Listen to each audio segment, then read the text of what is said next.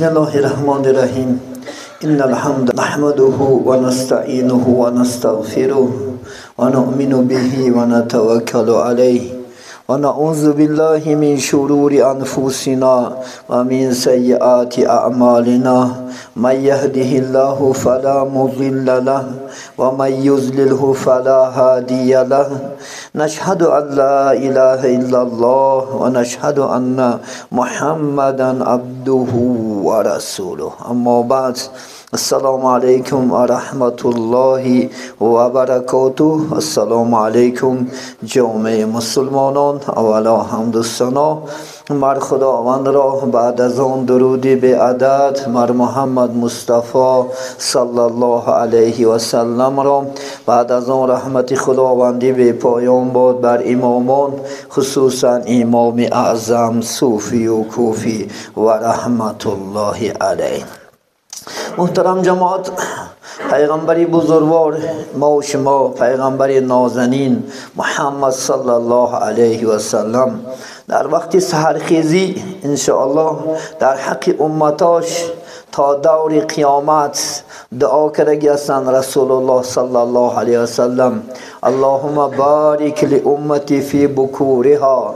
پیغمبر گفتند پروردگارا برکت برای امتای سحرخیزی من، برای امتهای سحرخیزش الله سبحانه و تعالی با دعای پیغمبری بزرگوار محمد صلی الله علیه و سلم انشاءالله خدا خود برکات دعا کرده است. این حدیث انشاءالله انس ابن مالک روایت میکند.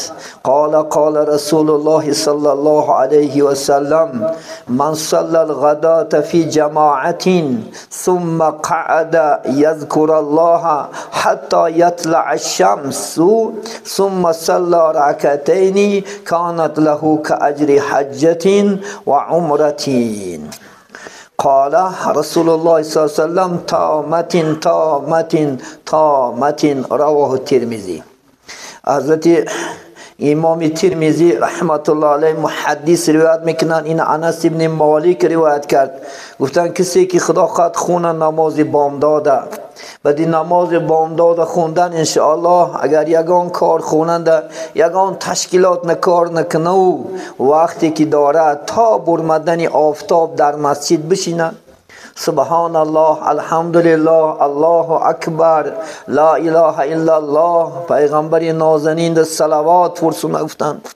بعد از گفتن که وقتی آفتاب که میبراید دنیا را روشن که میکند، خیز گفتن 2 رکعت نماز انشاءالله خدا خود نفل خواند، خدای تعالی گویا که یک حج و عمره را بجا آوردگی ثوابش میداده است. عزیزان من از ثواب حج عمره در کجا است؟ امروز حج عمره را به چقدر میلیون آدم پول دارند، لیکن ما و شما را الله بدی خدا خود 2 رکعت نماز بامداد خوندن وقت داشته باشیم، به ذکر الله سبحانه و تعالی بشینیم، اگر انشاءالله همین ثواب نمایل میشیم خدا خود انشاءالله.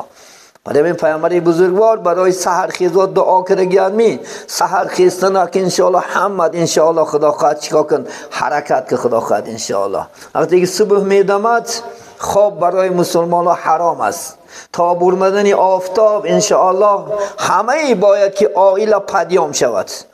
از خدا خواهد و کودکات هم دریغ ندار، کودکات هم خدا رزق میتیه، رزق در سحر تقسیم میشود.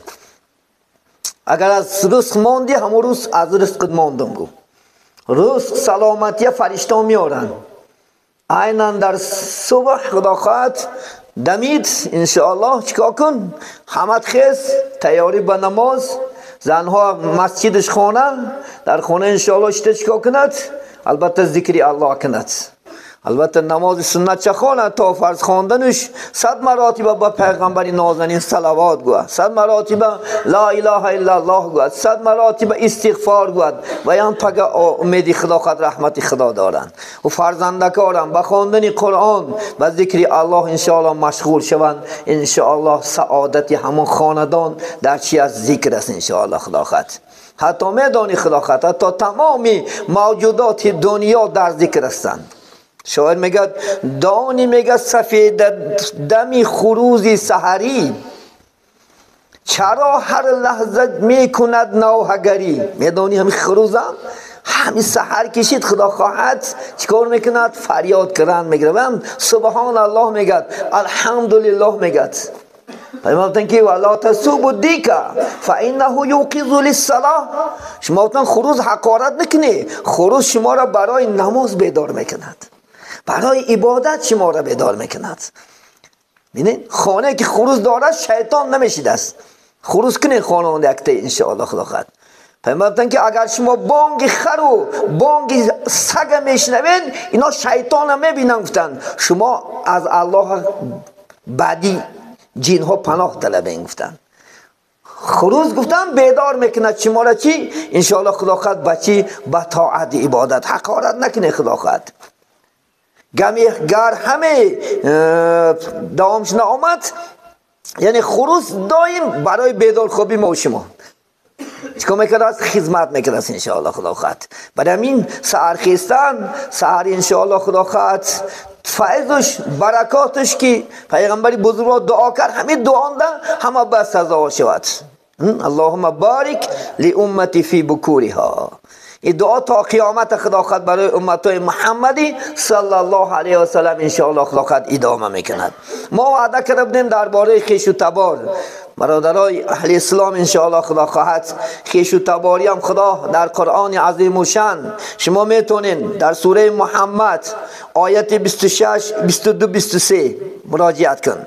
سوره نساء یکم آیت مراجعت کنین. سوره رعد 20 21 آیت مراجعت کنین. اینچنین سوره بقره آیت 26 27 و در چندین سوره ها تاکید کرده است که الله سبحانه و تعالی چی با خویش و تبار ان شاء الله چی دوستی، یعنی ان شاء الله معامله رشته محبت بستن. ببینید پیامبر بزرگوار انس ابن مالک این حدیث روایت میکند.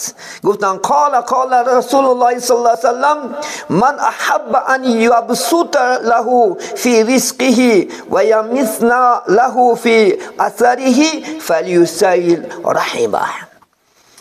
انس ابن مالک این حدیث روایت میکند. عزیزان من، کسی که گفت دوست دارد که الله رزق و روزی و فراغ گردونه، یعنی در دنیا بای شود، در دنیا میلیاردر شود ان شاء الله خدا خواهد، میلیونر شود خدا خواهد ان شاء الله، باید میگه چیکار کند ان شاء الله خدا خواهد، یعنی خویش و تبارش رشتهش مستحکم کند. ببینید و خواهد که میگه عمرش دراز شود. ببینید خواهی که شما عمراتو دراز شود، 100 سال عمر بینین ان شاء الله خدا خواهد، 80 سال 90 سال عمر بینین. باید که ان شاء الله چی رحم ریشه خدا خواهد خویش و تباری پیوندین.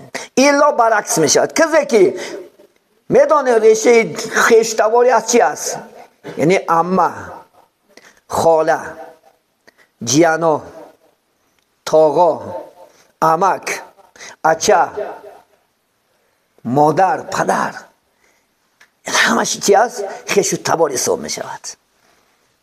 ببینید بزرگان بعضی مثال ها از هر کجا جمع کردن. ببینید چی گفتیان. خدای تعالی برای ما گفتیان آیله را یک نعمت قرار داده است، یک نعمت بزرگ. لیکن آیله گفتیان نه زن و شوهر عبارت است، بلکه آیله چی از فرزند و خویش و تبار و عمه و خاله و تاغا عبارت است. گفتیان شما یک تا آیله گفته فقط زن و شو اعتبار نگرفتیان، یعنی آیله نگفتیان چی عمه، خاله، تاغا، اچه، بابا، جیان ها همه چیکار میکند میدراید. آیله نگفتیان. یکی دیگه که خدای تعالی برای